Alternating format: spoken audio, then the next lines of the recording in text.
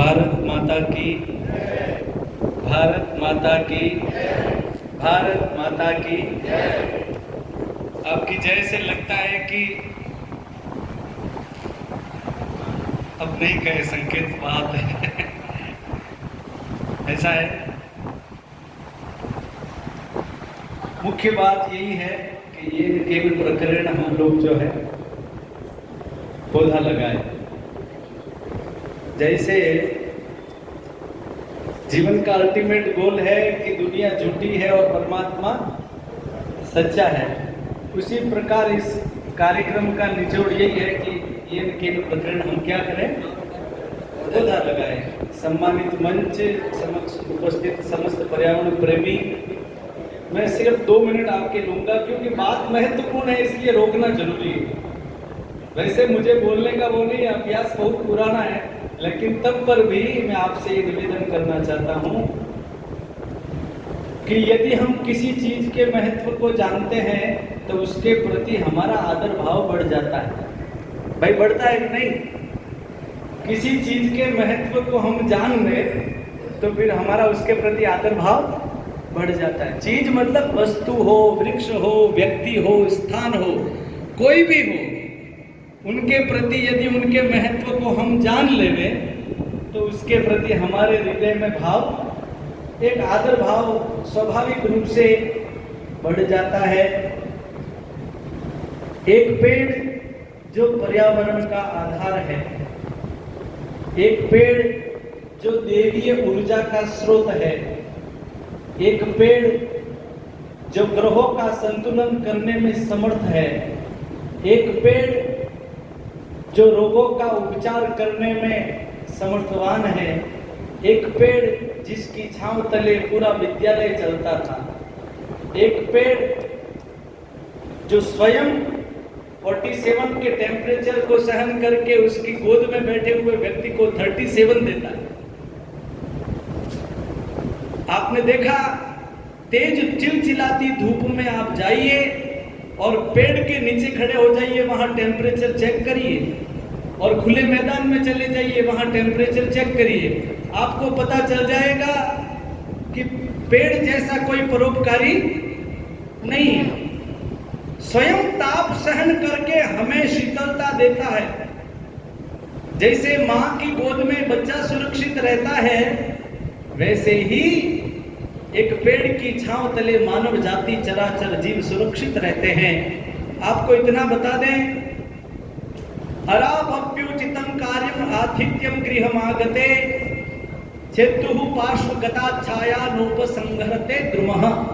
सुभाषित में एक श्लोक ऐसा कहा गया है जिसका भावार्थ ये है कि पेड़ हमें ये सिखाता है कि शत्रु भी हमारे घर आ जाए तो उसके प्रति उचित आतिथ्य सत्कार करना चाहिए। इसलिए एक कहावत बनी है कि घरे आयो मां जायो, घरे आयो। क्यों ऐसी कहावत बनी और क्यों पेड़ से सीखने को मिला? उसका कारण ये है कि पेड़ को पता है कि ये लकड़हारा कुल्हाड़ी लेकर के मुझे काटने के लिए आया है, तब पर भी वो अपनी छांव उससे हटाता नहीं है। जब तक वो उसको छिन्न भिन्न नहीं कर देता, जब तक वो उसको पूरा काट नहीं देता, तब तक भी पेड़ इतना परोपकारी है कि उसको छांव देता है। ये उस श्लोक का भाव है। हमारे बुजुर्ग लोग ये सिखाते थे, किसी भी बात को ज्ञान में पिरो करके वृक्षों के माध्यम से, प्रकृति के माध्यम से ये बातें बताते। छिन्ने मूले नैव पत्रे न शाखा, जैसे मूल के विच्छिन्न हो जाने पर न शाखाएं सुरक्षित रहती है, न पत्ते सुरक्षित रहते हैं, ठीक उसी प्रकार हमारी संस्कृति का आधार क्या है? वृक्ष है। हम वृक्ष के महत्व को समझें, वृक्ष के महत्व को माने। 50,000 रुपए 15 बाई 15 के कमरे को ठंडा करने के लिए पैसे वाला आदमी तुरंत एसी लगा देता है, डेकन की लगाता है कि नहीं? उसको मेंटेन करने के लिए प्रति वर्ष वो 5,000 रुपए दे देता है कि जाली साफ करेगा, पाइप से धुलाई करेगा, एसी वापस सुचारू रूप से चलेगी। अरे 15 बाई 15 के कमरे को एसी ने कूल कर दिया, लेकिन बाहर कितनी गर्मी की। अभी बता रहे थे, ब्लास्ट हो गया एसी से। तो यदि 50,000 की एसी लगा करके 15 बाई 15 को आप चिल्ड कर रहे हैं, 5,000 उसका मेंटेनेंस में दे रहे हैं, यहाँ पे तो वर्ष में एक बार एक वृक्ष लगाना है और वो भी 2,500 ही देना है। और कई गुना होकर के वो ऑक्सीजन आपको पुनः मिलेगी।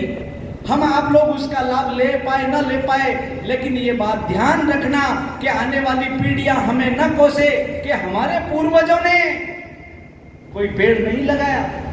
एक वृक्षे द्वादश शाखा। 1 मिनट में अपनी बात पूरी। अब मेरे विचार में, क्योंकि इंजन पुराना है, गर्म होने में टाइम लगता है, लेकिन तब पर भी समय का अतिक्रमण नहीं करना चाहिए। समय की अपनी एक मर्यादा है। यदि हम ही समय का अतिक्रमण करेंगे तो फिर यद्यदाचरति श्रेष्ठस्तत्र देवे तरो जनः स यत् प्रमाणम कुरुते लोकस्तदनु वर्तते। तो कहने का अभिप्राय है एक वृक्षे द्वादश शाखा। एक वृक्ष है जिसकी 12 शाखाएं हैं, प्रति शाखाम च 30, और प्रत्येक शाखा पर 30 पत्ते हैं। कृष्णा 15 श्वेता कोसह भेदः प्रकीर्तितः। यह एक पहेली है शास्त्रों में कि उसमें 15 पत्ते श्याम है, 15 पत्ते श्वेत है। बताओ क्या?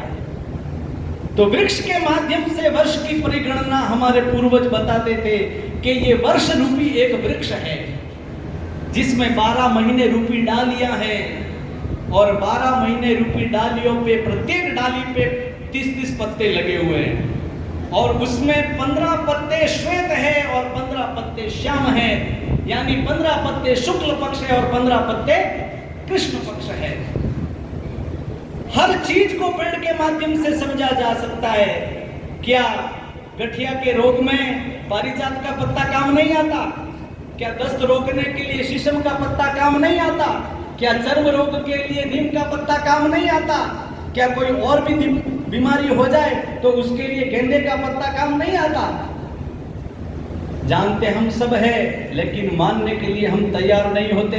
ये बातें हम इसलिए कहते हैं कि यही मंच है जिसके माध्यम से ये बात आप लोगों के साथ साझा की जाए, और आपसे हम निवेदन करते हैं जैसे कैसे भी हो, येन केन प्रकरण जन्मदिन पुण्यतिथि वैवाहिक वर्षगांठ, गुरु के नाम, माता के नाम, पिता के नाम, पुत्र के नाम, किसी भी खुशी के अवसर पर, या 4 धाम की यात्रा करके आए तब पर भी, या और भी कोई बहाना हो चाहे ना हो, पेड़ लगाना हमारी सामूहिक जिम्मेदारी है।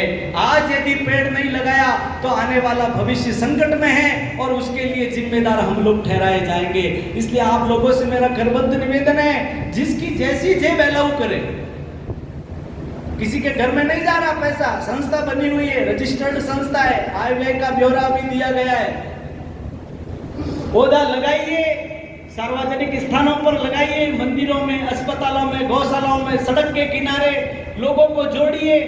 पेड़ लगाने वाला और पेड़ लगवाने वाला समान पुण्य के अधिकारी होते हैं। आप यदि पेड़ लगा पाए तो बेटर है, और बेस्ट तब होगा जब आप दूसरे से पेड़ लगवा पाए।